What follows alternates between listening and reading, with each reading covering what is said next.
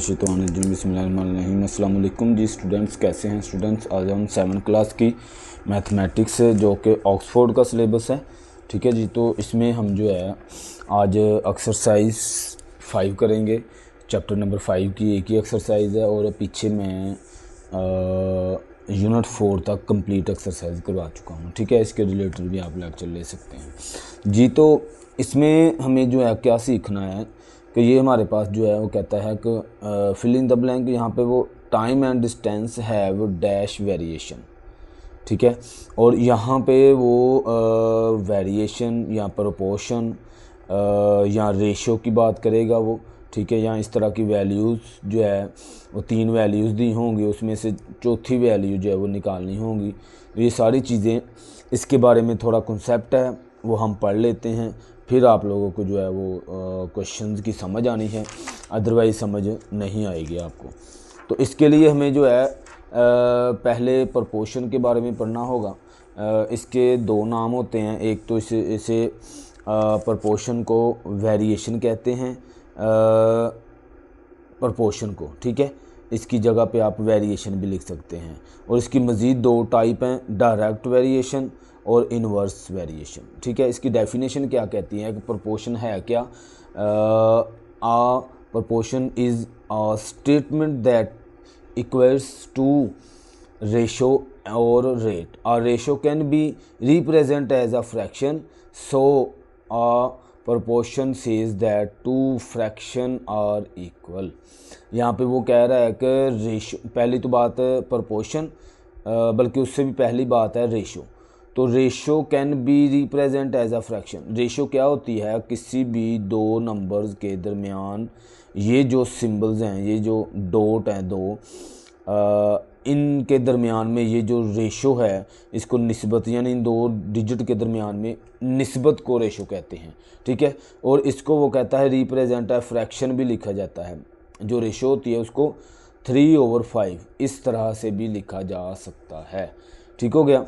अब बात प्रोपोर्शन की कर रहा है, तो प्रोपोर्शन क्या है, a proportion says that 2 fraction are equal. तो इस 2 रेशो के, यानी कि 2 फ्रैक्शन के दरमियान में जो इक्वलिटी है, जो इक्वल का साइन है, जैसे मैं इधर आपको ले आता हूँ, ये रेशो है x रेशो 35 और 3/7, ठीक है। तो इसमें अगर आप लोग गौर करें तो 2 रेशो हैं, इनके दरमियान में ये जो इक्वल का साइन है इसको प्रोपोर्शन कहते हैं। अब प्रोपोर्शन का जो सिंबल है वो यहाँ इसे लिखना चाहिए था, लेकिन मुझे कहीं पे मिला नहीं है। तो ये इसका जो है सिंबल होता है, ये 4 डॉट होते हैं इस तरह से, इसको प्रोपोर्शन कहते हैं, ठीक है। यहाँ तो ये होता है, यहाँ इक्वल, उसने अभी भी कहा इक्वलिटी, तो इक्वल का साइन 2 रेशो के दरमियान में या 2 फ्रैक्शन के दरमियान में। देखें, पहले लिखा था x रेशो 35, फिर लिखा x/35, यानी इसको हम बटे की फॉर्म में भी, फ्रैक्शन की फॉर्म में भी लिख सकते हैं। तो 2 फ्रैक्शन के दरमियान में ये जो इक्वल का सिंबल होता है इसको प्रोपोर्शन कहते हैं, सिंपल बात, ठीक है।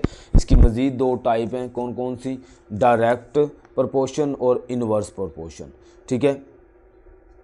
तो इसकी डेफिनेशन में मज़ीद देख लेते हैं, डायरेक्ट और इनडायरेक्ट में। व्हेन एन इंक्रीज और डिक्रीज, यानी वो कहता है एक चीज़ इंक्रीज हो in 1 quantity lead to an increase decrease in other quantity, these quantities are direct proportion. वो कहता है अगर एक चीज़ इंक्रीज़ हो रही हो और दूसरी जो चीज़ है वो भी इंक्रीज़ ही हो, ठीक है। या फिर उसने और ब्रैकेट में लिखा अगर एक चीज़ डिक्रीज़ हो रही हो 1 क्वांटिटी, डिक्रीज़ का मतलब कम हो रही हो, इंक्रीज़ का मतलब ज़्यादा हो रही हो, ठीक है। दोनों दफ़ा वो कहता है, या तो दोनों दफ़ा चीज़ बढ़े, इंक्रीज़ हो या फिर डिक्रीज़ हो, दोनों दफ़ा, तो इसको कहते हैं डायरेक्ट प्रोपोर्शन और वेरिएशन, ठीक है। डायरेक्ट प्रोपोर्शन एक ही बात है, ठीक हो गया। अब ये एक चीज़ के बढ़ने या दूसरी चीज़ के कम होने, ये मतलब ये क्या है, इसमें थोड़ी सी ये 2-3 एग्जांपल्स हैं, ये हम पढ़ लेते हैं। ये देखें, अब टाइम और डिस्टेंस के दरमियान में क्या रिलेशन होता है। डायरेक्ट होते हैं, इनडायरेक्ट होते हैं। तो यहाँ पे इसने लिखा हुआ है कि time and distance have direct variation. जो टाइम एंड डिस्टेंस है ये एक दूसरे के डायरेक्ट वेरिएशन होता है, यानी कि एक चीज़ के बढ़ने से दूसरी चीज़ भी बढ़ जाएगी। यानी अगर हम टाइम बढ़ाना चाह रहे हैं तो हमें जो भी गाड़ी, फ़र्ज़ करें हम गाड़ी पे जा रहे हैं, कोई जैसे मोटरसाइकिल है तो उस पे जा रहे हैं, तो हमने उसकी स्पीड बढ़ा दी है तो हमारा जो टाइम है वो कम लगेगा। तो टाइम कम कैसे लगेगा, डिस्टेंस भी कम हो जाएगा और टाइम भी कम हो जाएगा। ठीक हो गया ना। तो जहाँ पे हमने 30 मिनट में पहुँचना है तो हमने वो गाड़ी की स्पीड जो है वो बढ़ा दी है, तो टाइम हमारा जो है वो 20 मिनट लगा। ठीक है, अब 20 मिनट का जो डिस्टेंस है वो ज़ाहिर सी बात है वो कम हो जाएगा, डिस्टेंस स्पीड जो बढ़ा दी हमने। ठीक है, तो इसलिए वो कहता है कि one increase the other increase. अगर एक चीज़ इंक्रीज़ होती है, टाइम बढ़ता है, तो डिस्टेंस भी बढ़ जाएगा। और अगर कहता है one decrease and the other decrease, तो अगर एक चीज़ कम होती है दूसरा जो है वो भी कम हो जाए, तो ये है डायरेक्ट प्रोपोर्शन की, डायरेक्ट वेरिएशन या प्रोपोर्शन की एग्जांपल्स। ठीक हो गया। देखें यहाँ पे फिर से वो कह रहा है more people are at a party, तो more pizzas will be needed. ठीक है, वो कहता है अगर लोग ज़्यादा हैं और या फिर पार्टी में और ज़्यादा लोग आ जाएंगे तो ज़ाहिर सी बात है जो पिज़्ज़ा है उसकी क्वांटिटी भी बढ़ जाएगी। ठीक है, तो इसको कहते हैं डायरेक्ट प्रोपोर्शन। ये चीज़ हमने अच्छे से समझनी है। ठीक है, अच्छा आगे आ जाए इनवर्स प्रोपोर्शन। इनवर्स प्रोपोर्शन, अब यहाँ पे ना कुछ एग्जांपल्स उसने हमें दी हुई है, वो एग्जांपल्स हम देख लेते हैं। यहाँ पे देखें उसने ये केक बनाया हुआ है, मे बी चॉकलेट है, तो वो कहता है to make a cups of chocolate mousse I will be needed more milk. वो कहता है अगर मुझे ज़्यादा कप बनाने हैं चॉकलेट के या आइसक्रीम के तो मुझे नीड मिल्क, तो मिल्क की, दूध की ज़्यादा ज़रूरत होगी। ज़ाहिर सी बात है अगर उसने 10 कप बनाने हैं तो उसके लिए 1 किलो दूध यूज़ हुआ है, अगर तो उसने 20 कप बनाने हैं तो 2 किलो उसका दूध जो है वो यूज़ होगा। ठीक है ना। तो इस तरह वो चीज़ हमें समझाने की कोशिश कर रहा है कि अगर हम, अब ये स्क्वायर वाली बात आ जाए, पैटर्न के लिए स्क्वायर्स उसने यूज़ किए हुए हैं। कहता to make a bigger pattern I will need more squares. बड़ा मैंने पैटर्न बनाना है तो मुझे ज़्यादा स्क्वायर्स की ज़रूरत होगी। यहाँ पे वो कह रहा है कि ये क्या है, ये डायरेक्ट वेरिएशन है। ठीक हो गया, डायरेक्ट वेरिएशन या डायरेक्ट प्रोपोर्शन एक ही बात है। अब आ जाते हैं नीचे, ये जो एग्जांपल बनी हुई हैं। अगर कोई बच्चा है वो कहता है कि मोर होमवर्क लेस प्ले टाइम। अब बल्कि इन्वर्स के लिए बात समझ लें, डायरेक्ट के लिए तो मैंने 5-6 एग्जांपल्स दे दी। अब दूसरा इसकी टाइप है वो है इन्वर्स प्रोपोर्शन। इन्वर्स प्रोपोर्शन में क्या चीज़ होती है कि एक चीज़, एक क्वांटिटी बढ़ जाती है, दूसरी कम हो जाती है। ठीक है, एक चीज़ बढ़ जाती है कोई क्वांटिटी और दूसरी कम। जैसे कि यहाँ पे बताया हुआ है, बच्चे जो है कोई स्टूडेंट्स हैं तो वो अगर ज़्यादा काम करना चाहता है, ज़्यादा होमवर्क करना चाहता है तो उसको खेलना कम पड़ेगा, लेस प्ले टाइम। तो अपने खेलने वाले टाइम को भी उसे होमवर्क को देना पड़ेगा। ठीक है, तो एक चीज़ बढ़ गई ना, होमवर्क ज़्यादा हो गया और फिर उसको खेलने का टाइम कम मिला, तो एक चीज़ के बढ़ने से दूसरी कम हो जाए तो वो इन्वर्स प्रोपोर्शनल होगा वो। ठीक है, अच्छा अब आगे क्या कहता है, लेस होमवर्क मोर प्ले टाइम। अगर वो ज़्यादा खेलेगा तो उसका जो होमवर्क है वो नहीं होगा, अच्छे से काम नहीं होगा, तो इसलिए वो कहता है कि ये इन्वर्स प्रोपोर्शनल है। और दूसरी जगह पे अगर एक दीवार है वो बनाई जा रही है, कहता more workers less time to build a wall. अगर ज़्यादा लोग काम करेंगे, ज़्यादा लेबर काम करेगी, जैसे कि एक दीवार है उस पर 10 जो मज़दूर है वो लगे हुए हैं, 10 बंदों की लेबर है, तो वहाँ पे वो दीवार जो है वो एक दिन में भी तैयार हो जाएगी। ठीक है, और आगे क्या कहता है कि फ्यूअर वर्कर्स, यानी कम वर्कर अगर हो गए तो more time to build a wall, तो उस दीवार को बनाने के लिए ज़्यादा टाइम लगेगा। ज़ाहिर सी बात है, मैंने अभी एक एग्जांपल दी है आपको कि अगर आपके पास 10 मज़दूर हैं तो वो एक दीवार को एक दिन में बना रहे हैं, तो मैं कहता हूँ कि 10 मज़दूर नहीं, मैं 5 मज़दूर देता हूँ, तो वो जो एक दिन में बनने वाली दीवार है वो अब 2 दिन में बनेगी, क्योंकि आधे जो मज़दूर हैं वो कम हो गए हैं। ठीक है, तो फ्यूअर वर्कर्स, कम मज़दूर अगर होंगे तो उस दीवार को बनाने में ज़्यादा टाइम लगेगा, 2 दिन लग सकते हैं। ठीक हो गया, तो इसको कहते हैं इन्वर्स प्रपोर्शन। तो ये चीज़ें थी कुछ आप लोगों को कॉन्सेप्ट के तौर पे देनी, लाजमी बात है कि ये आप कॉन्सेप्ट लें। अब समझ लें हमारी आधे से ज़्यादा एक्सरसाइज कंप्लीट हो गई हुई है, तो अब एक्सरसाइज करेंगे ना, आप इजीली बातें समझेंगे और उस पर गौर भी करेंगे। ठीक है ना, तो यहाँ पे देखें, अब हमारे वो कहता है कि time and distance have dash variation. अब यहाँ पे देखें, मैंने अभी एक चीज़ बताई, टाइम और डिस्टेंस के दरमियान में जो रिलेशन होता है वो डायरेक्ट वेरिएशन होता है, कि टाइम कम होता है डिस्टेंस भी कम हो जाता है, टाइम बढ़ता है डिस्टेंस भी बढ़ जाता है। ठीक है, वो हमने अभी स्टेटमेंट पर, तो डायरेक्ट वेरिएशन। ठीक है, ये चीज़ देखें, अब आपको पता चल गया होगा। वेरिएशन को प्रोपोर्शन भी कहते हैं, ये चीज़ भी मैंने पीछे बताई है। कहता इफ़ 8 बैग्स कॉस्ट ₹400, 8 बैग जो है ना वो 400 रुपये के आ रहे हैं। वो कहता 16 बैग्स विल कॉस्ट ₹। अब 8 की 400 रुपये हैं, 16 बैग की 800 हो जाएगी। ठीक है, तो आधा यानी कि उसका बढ़ गया ना, 8 2 are 16। ठीक है ना, तो हम 400 को 2 से मल्टीप्लाई करेंगे तो हमारे पास 800 आ जाएगा। और वैसे भी इसको ऐसे सोल्व नहीं करना, आप लोगों को मैं बात समझाता हूँ तो आपने इसको कैसे करना है। तो इसके लिए हमें फिर से वो डायरेक्ट इनडायरेक्ट की कंडीशन समझनी होगी कि हमारे पास अगर इस तरह से आ जाए ना, बैग्स जो है वो मेरे पास और दूसरा है कॉस्ट, इसको सोल्व करने का ये तरीका है। ये एक बार आप समझ लें, आगे हमने क्वेश्चन जब करने हैं, क्वेश्चन नंबर 4 से आगे स्टार्ट करने हैं, तो सारा काम इस तरह से होना है। ठीक है, अब इनके लिए हमारे पास पहले बैग थे कितने, 8, और फिर कितनी कॉस्ट उस पर आ रही थी, 400 रुपीज़। ठीक है, अब वो कहता है बैग जो है हमारे 16 हो गए हैं और जो उसकी कॉस्ट है वो हमें नहीं पता, तो वो मैंने एक्स रख लिया। और आपको मज़े की बात बताऊं, आगे जितने भी क्वेश्चन हैं वो इसी के ऊपर बेस्ड हैं।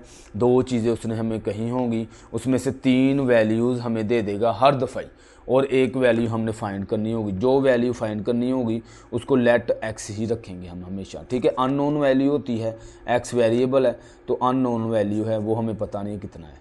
ठीक हो गया, तो इस तरह से इस फॉर्म में हमने क्वेश्चन को सोल्व करना होता है।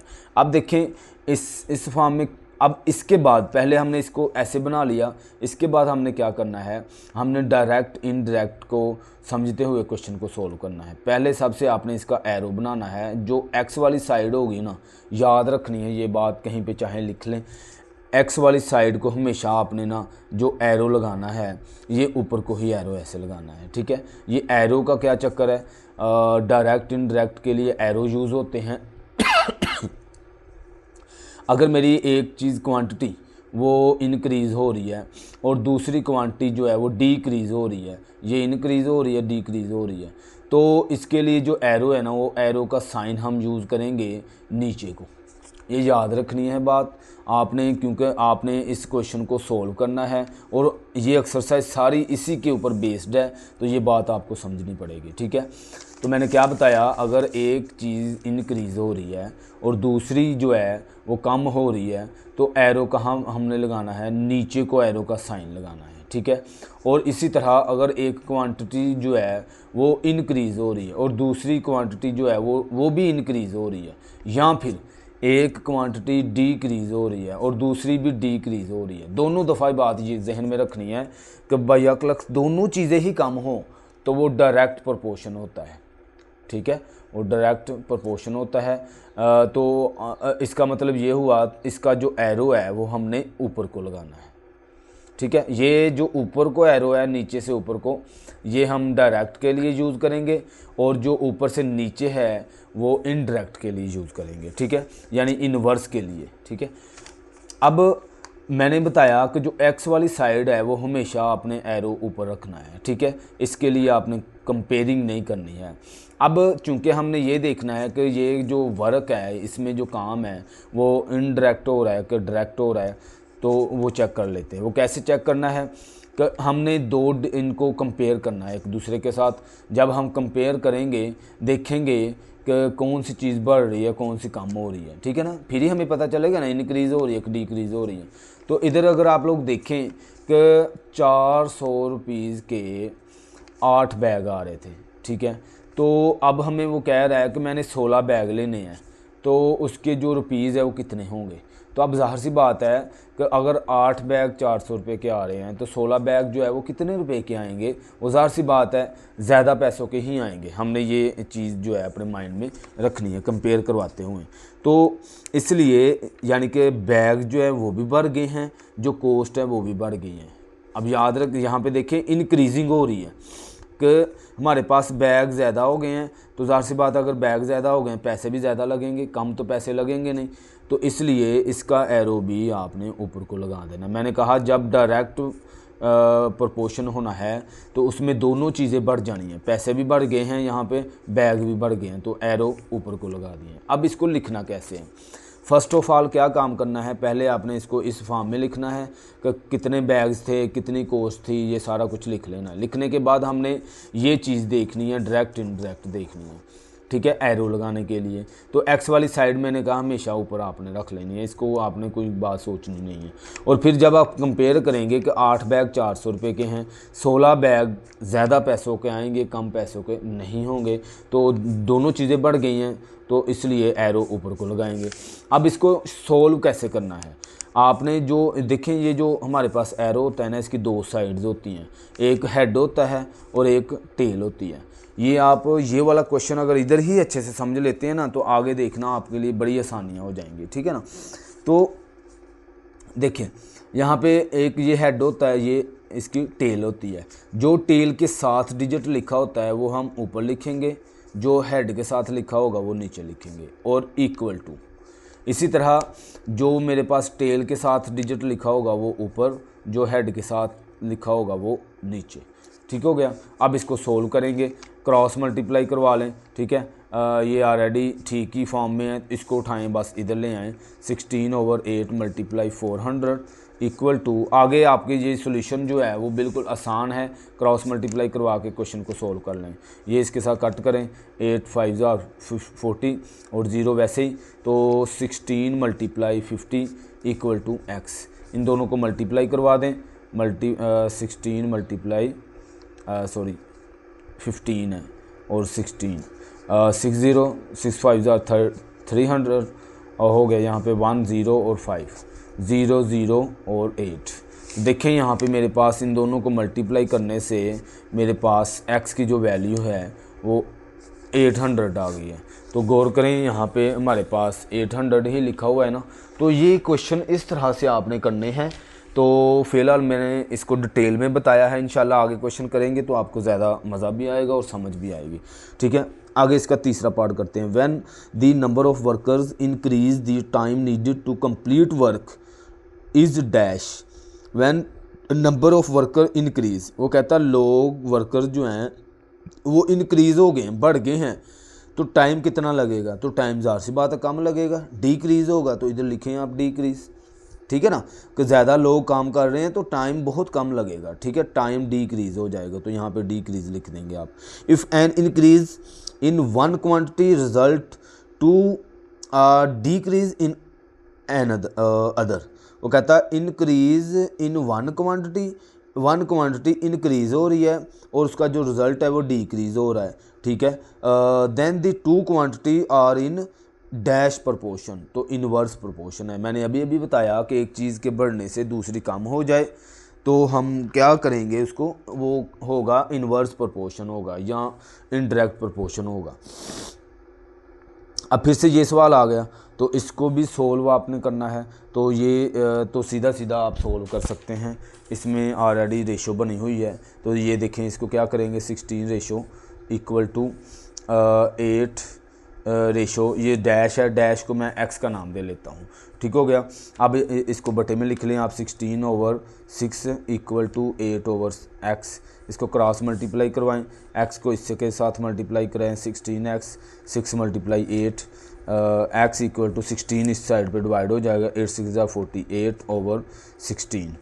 ठीक हो गया। इसको कट करवाएं तो 4 टाइम हम करेंगे 16, सॉरी 4 टाइम कह रहा हूँ, 16 को 3 टाइम करें मल्टीप्लाई तो 48 होता है। 6 3 ज़ार 8, 1 कैरी, 3 1 ज़ार 3 और 4 48, ठीक है। तो यहाँ पे मैंने जल्दी में लिख दिया तो 3, तो x इक्वल टू क्या आता है, 3 आ जाता है। तो इसलिए यहाँ पे खाली जगह में इसको इस तरह से सोल्व करना है, इसको रट्टा नहीं लगाना कि यहाँ पे 3 लगा हुआ है, यहाँ पे ये लगा हुआ है। जब रेशो को सोल्व करते हैं पहली वाली रकम को ऊपर लिखना है, दूसरी वाली रकम को नीचे। इधर भी पहली वाली रकम को ऊपर, दूसरी वाली हमें पता ही नहीं है, खाली जगह है, तो उसको मैंने x का नाम दिया है, वो नीचे। फिर क्रॉस मल्टीप्लाई करते हैं। ये बार बार काम होना है, बड़ा आसान काम है, ये बार बार काम होना है। रेशो ऐसे लिखी होगी तो पहले वाली ऊपर लिखेंगे, दूसरी नीचे, ऐसे करके इसको सोल्व करेंगे तो क्वेश्चन हमारा इजीली, बिल्कुल इजीली सोल्व हो जाएगा। ये कंडीशन भी आपने अच्छे से याद रखनी है, ठीक है। अब आगे करते हैं क्वेश्चन नंबर 2। क्वेश्चन नंबर 2 में state whether the following are true और फॉल्स। अब हमने ट्रू और फॉल्स बताना है कि कौन सी स्टेटमेंट है वो ट्रू है और कौन सी false. The number of items bought and the price paid have direct variation. वो कहता है नंबर ऑफ आइटम, अगर कोई चीज़ें ले रहे हैं, फ़र्ज़ कर लें वो शूज़ ले रहा है, फ़र्ज़ कर लें एनीवन कोई भी चीज़ ले रहा है, अपने कपड़े ले रहा है, तो उसकी जो प्राइस है, प्राइस और आइटम्स ये दोनों एक दूसरे के डायरेक्ट वेरिएशन है। कैसे, अगर आप लोगों को 1000 रुपये के 10 शूज़ लेते हैं आप, हालांकि आते नहीं, मैं वैसे एग्जांपल दे रहा हूँ, अब तो 5000 का एक शूज़ आता है, तो 10 शूज़ आ रहे हैं, तो मुझे ज़ाहिर सी बात है ये एक दूसरे के डायरेक्ट इसलिए होगा कि अगर मैं 2000 की शूज़ लेना चाह रहा हूँ तो मेरे पास 20 शूज़ आएंगे, ठीक हो गया। तो पैसे भी बढ़ गए और शूज़ भी, यानी कि आइटम भी बढ़ गई और प्राइस जो है वो भी बढ़ जाएगी। तो ये यानी दोनों चीज़ें इंक्रीज़ हों तो ये डायरेक्ट वेरिएशन होता है, ठीक हो गया, इसलिए ये ट्रू है। तो इधर देखिए मैंने भी बच्चों ने खैर ये किया हुआ है, तो ये टिक करना है आपने इसको, ठीक है। आगे, the number of people in a house and the amount of food required have inverse variation। वो कहता है कि एक घर है, वहाँ पे लोग रह रहे हैं, तो उसके लिए जो फूड लेके आनी है, amount of food required have inverse variation. बिल्कुल ऐसे नहीं है, आपको उतने ही, अगर मेरे पास 8 लोग हैं तो उन 8 लोगों के लिए ही उतने ही पैसे चाहिए होंगे जितने 8 लोगों को खाना चाहिए, ठीक हो गया। तो अगर मैंने लोग बढ़ा दिए तो मुझे जो रुपीज़ हैं वो भी बढ़ाने पड़ेंगे। लोग अगर मेरे पास कम हो गए हैं, 8 की बजाय 4 हो गए हैं, तो मुझे पैसे मेरे कम लगेंगे। तो ये एक दूसरे के इन्वर्स नहीं है, ये डायरेक्ट वेरिएशन है, ये डायरेक्ट वेरिएशन हो। अगर लोग बढ़ जाएंगे तो पैसे भी बढ़ जाएंगे। तो इसमें उसने गलत लिखा हुआ है, वो कहता है कि ये एक दूसरे के इन्वर्स वेरिएशन होता है, तो नहीं, ऐसी बात नहीं है। तो ये हम क्या कहेंगे इसको, ये फॉल्स है, गलत है। Distance covered by a bus in a given time is direct proportion to its speed. अब इधर एक बात याद रखनी है आपने, ये बिल्कुल ऐसे इसने कहा कि ये डायरेक्ट जो स्पीड होती है वो डिस्टेंस के डायरेक्ट वेरिएशन होता है। डायरेक्ट वेरिएशन कैसे है, अगर वो स्पीड बढ़ा देगा तो डिस्टेंस कम हो जाएगा, यानी उसने स्पीड बढ़ा दी गाड़ी की, ठीक है। तो उसका जो